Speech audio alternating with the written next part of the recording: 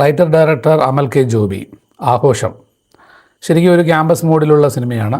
കാര്യം പ്രേക്ഷകനെ ഈ ഒരു സമീപകാലത്ത് നമ്മളിങ്ങനെ ഒരു ക്യാമ്പസ് ഒരു ടെംപ്ലേറ്റ്സ് ഫീൽ ചെയ്യുന്ന ഒരു പടം പെട്ടെന്ന് നമുക്ക് ഐഡൻറ്റിഫൈ എടുക്കാൻ ബുദ്ധിമുട്ടാണ്. ആ ഒരു ജോണറിലുള്ളൊരു പടവും ഇപ്പോൾ കുറച്ച് നാളായിട്ട് വരുന്നില്ല മലയാളത്തിൽ. അങ്ങനെ നോക്കുമ്പം അമൽ കെ ജോബിയുടെ ഈ സിനിമ ഒരു ഫൺ മൂഡ് ക്രിയേറ്റ് ചെയ്യുന്ന ഒരു പടമായിട്ട് നമുക്ക് പെട്ടെന്ന് പറയാൻ പറ്റും. കാര്യം അമൽ കെ ജോബി ഓൾറെഡി ഗുമസ്തൻ എന്ന് പറയുന്ന സിനിമയുടെ ഡയറക്ടറാണ്. 2024 അപ്രീസിയേഷൻ ഒരുപാട് കിട്ടിയ പടമാണ്. കാര്യം ആ സിനിമയുടെ അദ്ദേഹം തന്നെയാണ് ഈ സിനിമയുടെയും തിരക്കഥയും ഒക്കെ കൈകാര്യം ചെയ്തിരിക്കുന്നത്. പ്രൊഡ്യൂസർ ലിസി കെ ഫെർണാണ്ടസ് ആണ്.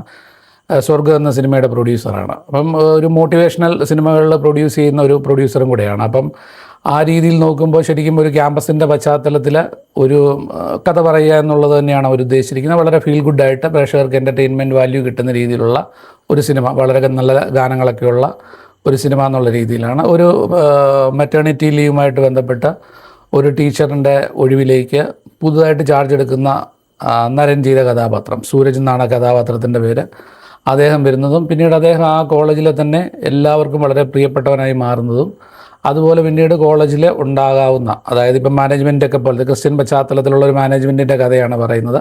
കൂടുതൽ അച്ഛന്മാരൊക്കെ കഥാപാത്രങ്ങളായിട്ട് വരുന്നുണ്ട്. അപ്പോൾ അങ്ങനെയുള്ളിടത്ത് ഈ ഡ്രഗ്സുമായിട്ട് ബന്ധപ്പെട്ട് മാനേജ്മെൻറ്റിലുള്ള, അതായത് ഭാവിയിലെ ഒരു MLA ബിജരാവൻ ചെയ്യുന്ന കഥാപാത്രമാണ്. അദ്ദേഹത്തിൻ്റെ മോനെ ഒരു ഡ്രഗ് അബ്യൂസുമായിട്ട് ബന്ധപ്പെട്ട് നരേൻ പിടിക്കുന്നതാണ് ഈ സിനിമയുടെ മേജർ ഒരു പ്ലോട്ട്. അതിൽ നിന്ന് പിന്നീട് സിനിമ കണ്ടിന്യൂ ചെയ്യുന്നത് ഒരല്പം കോംപ്ലിക്കേഷൻസ് ഉള്ള രീതിയിലൊക്കെയാണ്. പക്ഷേ എന്നാലും ഈ ക്യാമ്പസിൻ്റെ ഒരു ഭംഗി അവർ കുറേ സ്ഥലങ്ങളിലെല്ലാം ഇങ്ങനെ നിലനിർത്തിയിട്ടുണ്ട്. ഒരുപാട് ക്യാരക്ടേഴ്സ് ഈ സിനിമയിലുണ്ട്. പ്രത്യേകിച്ച് ബോബി കുര്യൻ്റെ ഒരു ക്യാരക്ടർ, കിങ്സ് എന്ന് പറഞ്ഞ് ക്യാൻറ്റീൻ നടത്തുന്ന ഒരു ക്യാരക്ടർ, അത് വളരെ രസകരമായ ഒരു കഥാപാത്രമാണ്. അതുപോലെ ജോണി ആൻ്റണിയുടെ കഥാപാത്രമുണ്ട്, മോട്ടിവേഷണൽ സ്പീക്കറായിട്ടുള്ള കഥാപാത്രം. അദ്ദേഹം ഒരു പ്രത്യേക സമയത്ത് മോട്ടിവേഷൻ ചെയ്യുന്ന ഒരു പോർഷൻസൊക്കെ ഉണ്ട്, അത് നന്നായിട്ട് വന്നിട്ടുണ്ട്. പിന്നെ അതുപോലെ അജു ചെയ്തൊരു കഥാപാത്രം വളരെ ഒരു കള്ളൻ്റെ കഥാപാത്രമാണ്, പക്ഷേ ഹ്യൂമർ ഫീൽ ചെയ്യുന്നൊരു കഥാപാത്രം. അതുപോലെ കോട്ടയം രമേശുണ്ട്, ജെയ്സ് ജോസ് ഉണ്ട്, ഗുമസ്തനിലുള്ള ആളാണ്. അദ്ദേഹം ഒരു അച്ഛൻ്റെ പ്രിൻസിപ്പളിൻ്റെ കഥാപാത്രമാണ്. അദ്ദേഹത്തിൻ്റെ കഥാപാത്രവും അത്യാവശ്യം നന്നായിട്ട് വന്നിട്ടുണ്ട്. അതുപോലെ റോസ്മി തടത്തിലൊരു ക്യാരക്ടർ ചെയ്തിട്ടുണ്ട്. ഈ പവി കേരളത്തൊക്കെ ഉണ്ടായിരുന്നതാണ്. പുള്ളിയുടെ ക്യാരക്ടർ, റോസ്മിൻ്റെ ക്യാരക്ടർ നന്നായിട്ട് വന്നിട്ടുണ്ട്. പ്രത്യേകിച്ച് ഒരു ടീച്ചറിൻ്റെ ക്യാരക്ടറാണ്. വളരെ ചാമിങ് ആയിട്ട് തോന്നുന്ന ഒരു കഥാപാത്രം. പ്രത്യേകിച്ച് റോസ്മിനും ഈ നരേനുമൊക്കെ ആയിട്ടുള്ള ചില ലവ് പോർഷൻസും അങ്ങനെ വരുന്ന കുറേ ഭാഗങ്ങളൊക്കെ അവർ എടുത്തു വച്ചിരിക്കുന്നത് വളരെ നല്ലതാണ്. അതുപോലെ ക്യാമ്പസിൻ്റെ കഥയാണെങ്കിലും പിന്നീട് ഇതൊരു റിവഞ്ച് സ്റ്റോറിയിലേക്ക് മാറുകയാണ്. കാര്യം അത് ഒരു ബാക്ക് സ്റ്റോറി ഇവർ ആദ്യം പറയുന്നുണ്ടായിരുന്നു.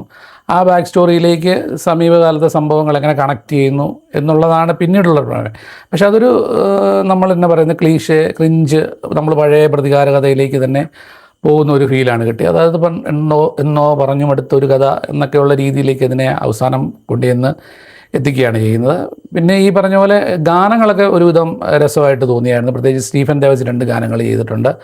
ഒന്നൊരു കരോൾ സോങ് ഉണ്ടായിരുന്നു ക്രിസ്മസുമായിട്ട് ബന്ധപ്പെട്ട്, അതൊരിച്ചിരി വൈബൊക്കെയുള്ള ഒരു പാട്ടാണ്. പിന്നെ MG പാടിയൊരു പാട്ടുണ്ട്, അത് കൊള്ളാം. അത് അത്യാവശ്യം നന്നായിട്ട് അവർ ആ പടത്തിൽ ഉപയോഗിച്ചിട്ടുണ്ട്. ആഘോഷം എന്ന് തന്നെ തുടങ്ങുന്ന ക്യാമ്പസിൻ്റെ ഒരു പശ്ചാത്തലത്തിലുള്ളതാണ്.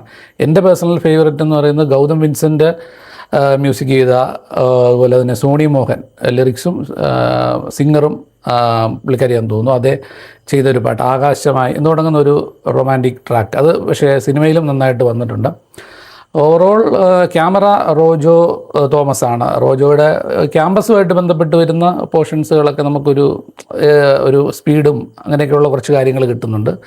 എഡിറ്റർ ഡോൺ മാക്സ് ആണ്. സിറ്റീസ് നമ്മൾ പെട്ടെന്ന് പറയുമ്പോൾ എന്താ പറയുന്നത്, പക്ഷേ ഒരു ഭയങ്കര വർക്കൊന്നും കൂട്ടാൻ പറ്റില്ല, പക്ഷേ ഒരു താൽക്കാലികമായുള്ളൊരു സാധനം എന്നുള്ളത്. അതുപോലെ തന്നെ പ്രൊഡക്ഷൻ വലിയ കുഴപ്പമില്ല. രാജേഷ് കെ സൂര്യ വർക്ക് ചെയ്തിരിക്കുന്നത്. അങ്ങനെ ഓവറോൾ നോക്കിയാൽ ക്രിസ്മസ് കാലത്ത് നമുക്ക് ഈ ഒരു ടെംപ്ലേറ്റ്സിലുള്ള പടം പെട്ടെന്ന് നമുക്കൊന്ന് ഓർത്തെടുക്കാൻ പറ്റത്തില്ല. ഒരു ആവറേജ് എൻ്റർടൈനർ എന്നൊക്കെ നമുക്ക് ഒറ്റവാക്കിൽ പറയാൻ പറ്റും. അമൽ കെ ജോബി വീണ്ടും ഒരു തരക്കേടില്ലാത്ത ഒരു സംവിധായകൻ. പ്രത്യേകിച്ച് ഈ ഗുമസ്തൻ എന്ന സിനിമ എനിക്ക് ഭയങ്കരമായിട്ട് ഇഷ്ടപ്പെട്ട സിനിമയാണ്. അപ്പം അദ്ദേഹത്തിൽ നിന്ന് ഈ വേറൊരു പാറ്റേൺ പിടിച്ച്, പ്രത്യേകിച്ച് ജോണർ മാറ്റുമ്പോഴാണല്ലോ നമ്മൾ എല്ലാ ഡയറക്ടേഴ്സിനെയും കൂടുതലായിട്ട് ഇഷ്ടപ്പെടാനുള്ള സാധ്യത ഉണ്ടാകുന്നത്. അങ്ങനെ അമൽ കെ ജോബിയുടെ ഈ പടം ഈ ക്രിസ്മസ് കാലത്ത് ഒരു ശരാശരി അനുഭവം നൽകുന്നു. തിയേറ്ററുകളിൽ തരക്കേടില്ലാതെ ഓടുന്നു എന്നുള്ളതാണ്. ഞാൻ കാണാൻ പോയപ്പോഴൊക്കെ വളരെ കുറച്ച് ആൾക്കാരെ ഉണ്ടായിരുന്നുള്ളൂ.